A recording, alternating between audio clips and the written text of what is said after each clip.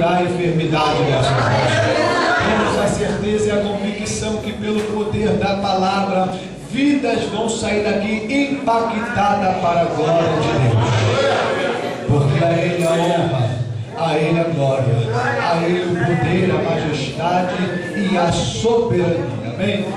Meus irmãos, eu quero trazer também um abraço da minha esposa Fabiana, que não pôde estar aqui, mas devido nós também estarmos numa correria tremenda lá na igreja, estamos elaborando uma festividade, um congresso de missões. Nós somos coordenadores de missões da nossa igreja matriz e também temos um trabalho da madrugada, resgate da madrugada, onde nós temos uma equipe forte, uma equipe onde vai aonde ninguém quer ir, nos becos e vielas das favelas e morros de Rio de Janeiro, nas rodoviárias aonde ninguém quer ir. Amém? Mas eu quero degustar com os irmãos a palavra do Senhor que se encontra no livro de Apocalipse, capítulo 3, versículos 7 e 8.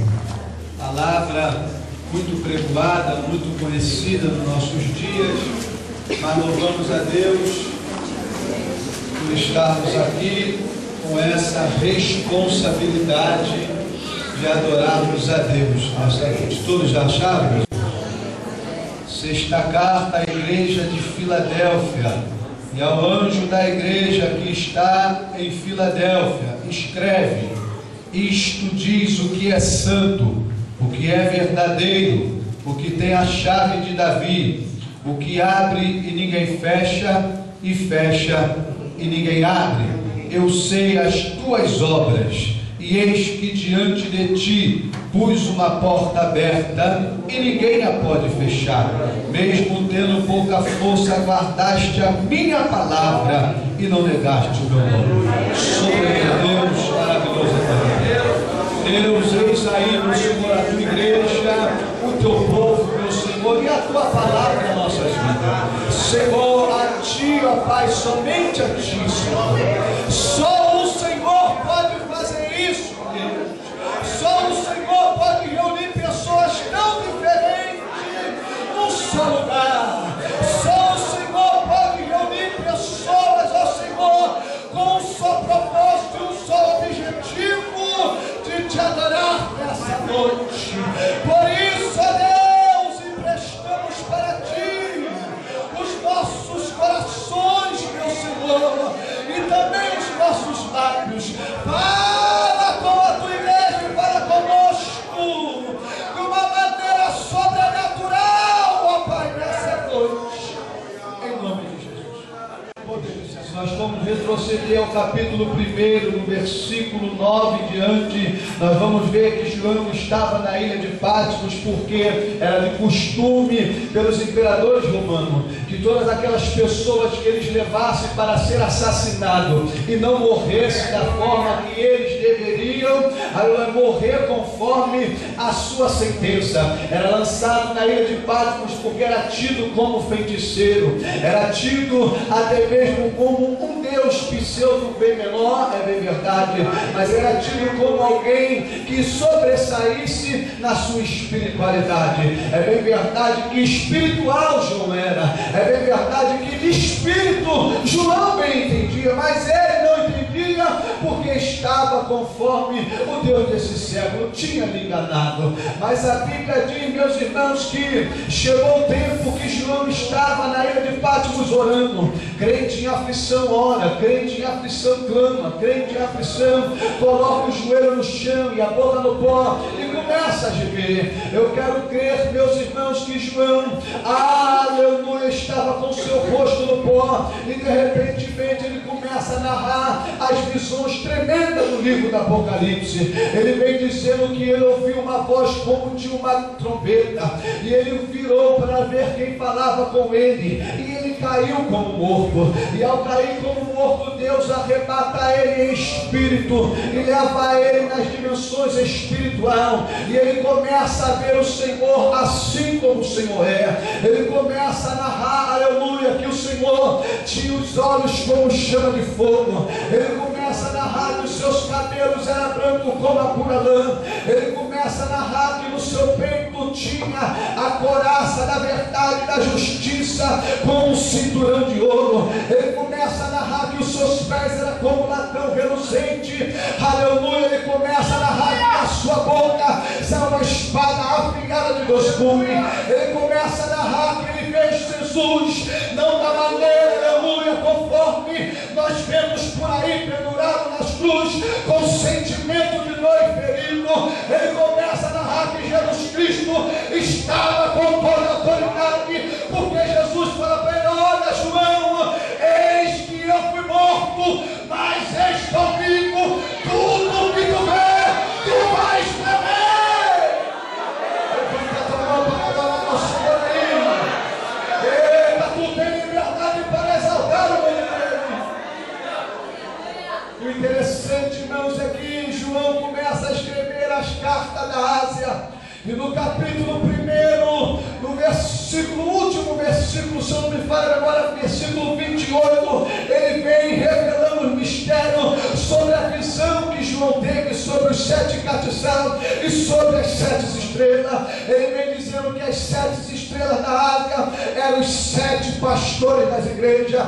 Ele vem dizendo que as 7, aleluia, os 7 candeeiros, os 7 luminares eram as igrejas da Ásia. Pois bem, meus irmãos, chegamos no capítulo 3 sobre a igreja de Filadélfia. O interessante é que João, aleluia, recebe uma palavra dizendo ao anjo da igreja que está em Filadélfia: escreve isto, diz o que é vivo, o que é santo e o que é verdadeiro. Ao anjo da igreja que está em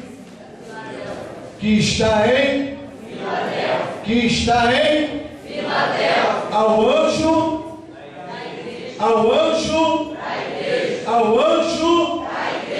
que está em Filadélfia. Quem era esse anjo?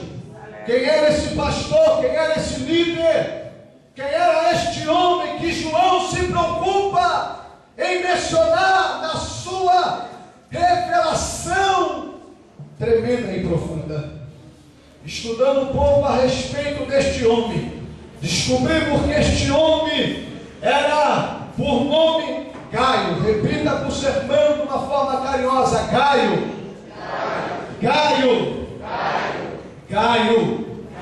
O anjo da igreja que estava em Filadélfia, o nome dele era Gaio. Por quê? A Bíblia diz que este homem aparece no cenário da história da igreja primitiva, no livro de Atos dos Apóstolos, capítulo 19, versículo 29, quando Paulo entra pela cidade de Éfeso e começa a pregar, aleluia, contra a imoralidade, contra a idolatria que aquela cidade estava. Louvado seja o nome tanto do Senhor, entregue, adorando a deusa Diana. E se levanta um homem chamado Demétrio, Ourives, daquela cidade, que tinha por profissão fazer estátuas de escultura para que viesse levar o povo a prestar culto demoníaco a essa deusa chamada Diana. Mas a Bíblia diz que este homem chamado Gaio, junto com Aristarco, cooperador da obra do Senhor, eles são apanhados no teatro e, aleluia, apanham por amor à palavra, apanham por defender o ministério de Paulo, porque Demétrios fez com que se levantasse uma tão grande confusão. É bem verdade que Gaio estava aprendendo a ser um obreiro de valor. É bem verdade que Gaio estava aprendendo a ser um missionário. É bem verdade que Gaio estava aprendendo a viver como Paulo escreveu a carta de Gálatas no capítulo 6, no versículo 12: eu trago sobre o meu corpo a marca de Cristo, eu trago sobre o meu corpo a marca do Evangelho. Eu sei o que é apanhar pelo crescimento, eu sei o que é chibatada, eu sei o que é a prisão, eu sei o que é passar por aflição na alma, eu sei o que é ser levado cativo, eu sei o que é passar naufrágio, eu sei o que é ser picado por víbora. Diz: eu sei, Caio, agora eu preciso te ensinar a ser um obreiro, um missionário de valor. Levanta a tua mão para adorar a Deus. Levanta a tua mão para exaltar o nome dele. E eu quero titular essa mensagem, meus irmãos. E o título dessa mensagem, meus irmãos, é um tema e um título muito propício aos dias de hoje. Mensageiros ou estrelas? Quem somos nós? Aleluia! Você pode adorar a Deus? Mensageiros ou estrelas? Quem somos nós? Lavassi como nasce, alabando como nasce. Ele está aqui nessa noite. A Bíblia diz no livro de Romanos, capítulo 16, no versículo 23, que Paulo, com o seu cooperador, está escrevendo a carta e começa a saudar os irmãos da igreja de Roma, e ele deixa brincar: saudai-vos a Gaio, meu hospedeiro no Senhor. Aprendemos que mensageiro tem que aprender a ser acolhedor, e disso eu não posso reclamar nessa data de hoje, porque fui bem acolhido e bem recepcionado pelo coordenador desse departamento e por essa igreja. Mas não é sobre isso, meus irmãos. Paulo está trazendo experiência, passando para o seu obreiro experiências da alma que ele deveria ter. É difícil ser mensageiro nos dias de hoje, porque a indústria do entretenimento invadiu o tabernáculo, meus irmãos. A indústria do entretenimento invadiu o santuário. É bem verdade que só queremos ouvir quem está na prateleira de cima, só queremos ouvir os grandes oradores da nação. Não queremos mais ouvir os pequeninos, não queremos mais ouvir aqueles que não estão na mídia gospel, não queremos mais ouvir os medalhões da oratória. Pelo contrário, meus irmãos, louvamos a Deus que nessa noite estamos aqui como pequeninos de Jesus, estamos aqui como moço novo, mas que o leão da tribo de Judá vai bradar dentro do nosso ser, e tu vai sair daqui impactado pela glória de Deus. Levanta a mão para adorar Ele. Enquanto você adora Deus, vizinhos orar. Enquanto você exalta Deus, vizinhos no casamento. Enquanto você exalta, Deus abre porta onde não tem. Isso, adore, adore, adore.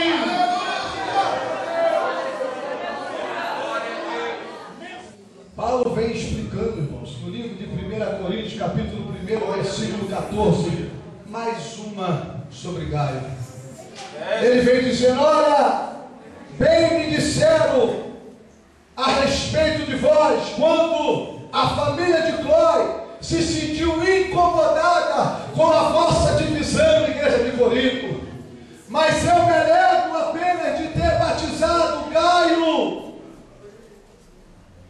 Crispo e alguns outros apenas da família. Feche os olhos. Quero profetizar sobre a tua vida.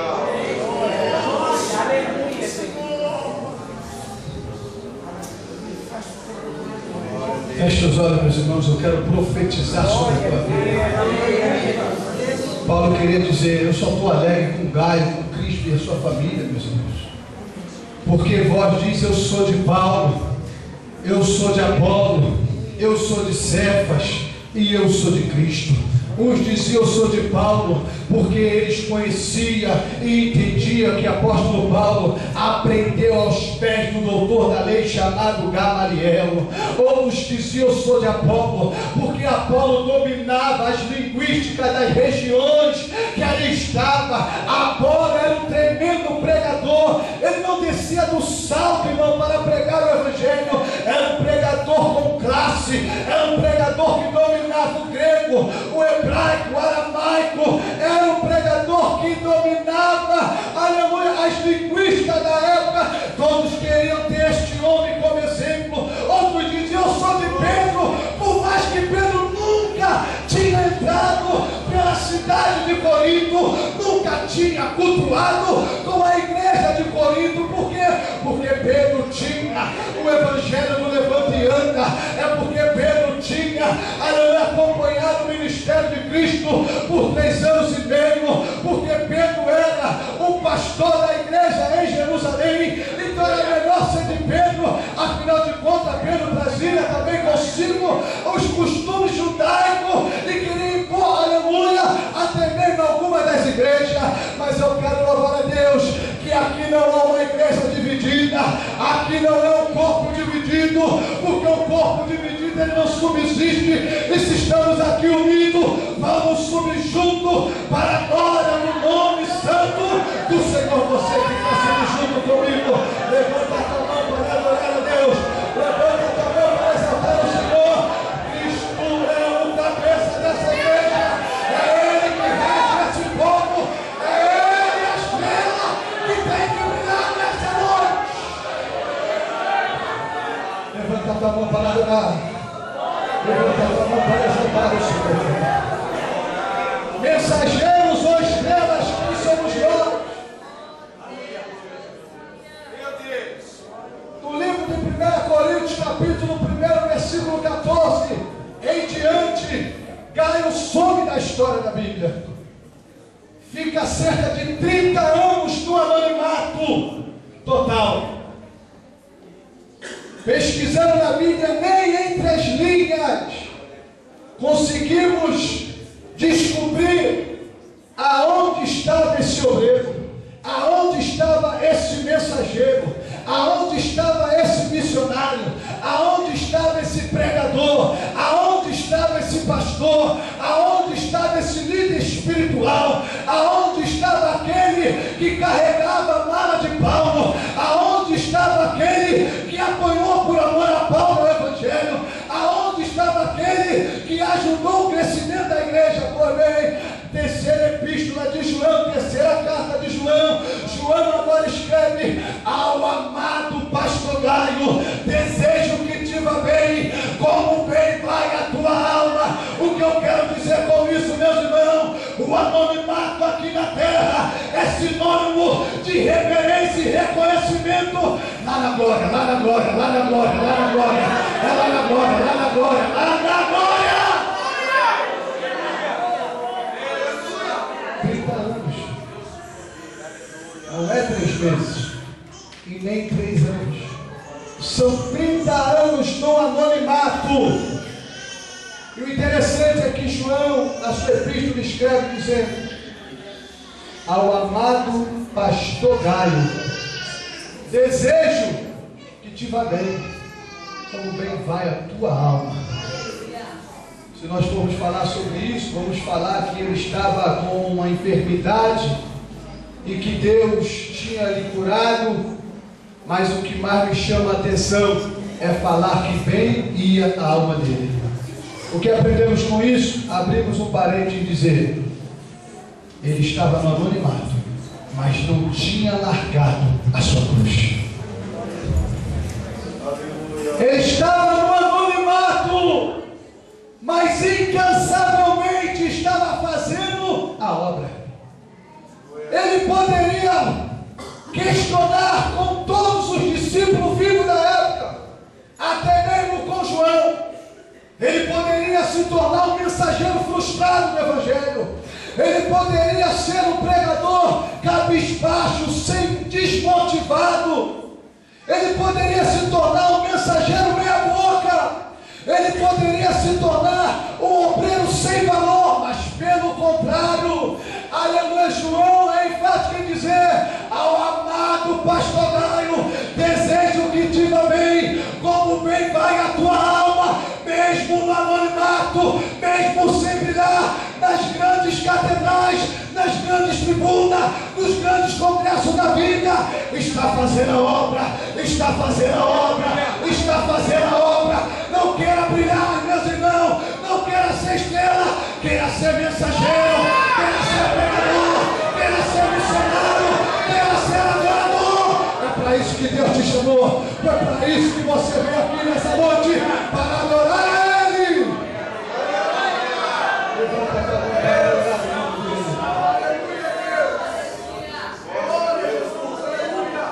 Mensageiros ou estrelas, quem somos nós? Quem somos nós, meus irmãos? Quem somos nós? Qual é o nosso alvo hoje no Evangelho? Qual é o objetivo daquele que prega? Qual é o objetivo daquele que louva? Qual é o objetivo daquele que pastoreia? Qual é o objetivo daquele que coordena? Qual é o objetivo daquele que está à frente de algum departamento da igreja?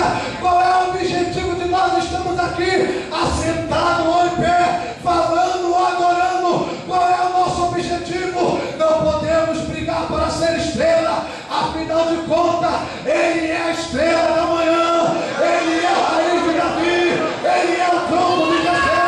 A Ele a honra, a Ele a glória, a Ele o poder, a majestade, a reverência, a adoração só a Ele.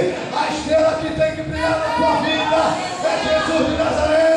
A estrela que tem que brilhar na minha vida é Jesus de Nazaré. Foram essas estrelas que se levantaram, viraram estrela cadente, porque Ele brilha incansavelmente. Levanta a tua mão para adorar o Senhor. Levanta a tua mão para adorar o Senhor. Ah, enquanto você adora, Deus cura. Enquanto você adora, Deus te renova. Enquanto você adora, você começa meus irmãos, a dar vida ao texto. E começa a ver, vale a pena lutar, pastor. Vale a pena lutar, coordenador. Vale a pena lutar, músico. Vale a pena lutar, ministério. Não importa se estamos recebendo tapinha nas costas. Não importa se estamos recebendo as palmas de alguém. O que mais importa é que quem vai testificar de você é o Senhor de Nazaré. Aí agora Jesus chama João lá no céu, meus irmãos. Vamos dar vida ao texto. Vamos viajar comigo um pouquinho. Feche os olhos. Jesus vem, arrebata João. Quando chega na sexta carta, ele deixa claro dizer: ao anjo da igreja que está em Filadélfia, escreve: isto diz o que é santo. Jesus se revelando para Gaio. Entenda bem isso. Jesus está se revelando para você. O que é verdadeiro, Jesus está dizendo para você: eu não minto. A minha palavra na sua vida, ela permanece. Aleluia!